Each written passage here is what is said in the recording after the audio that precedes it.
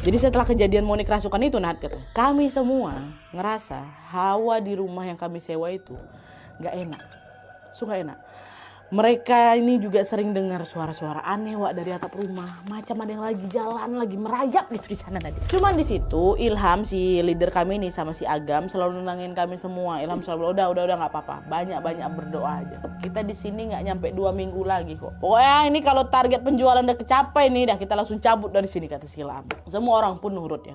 Mereka tetap bertahan di sana karena betulan memang nggak ada tempat lain, nggak ada penginapan lain. Kami juga udahlah sama-sama di situ. Kita tanggung aja suka duka bersama-sama ya kan. Tapi ternyata makin lama tinggal di rumah sewa itu, Wak, feelingnya si Olive ini, feelingnya si Wawa itu, aduh, ini pasti akan ada kejadian yang nggak beres nih nanti gini nih. Apalagi selama beberapa hari terakhir, Wak, area di sekitar rumah sewa tuh mendadak sepi kali.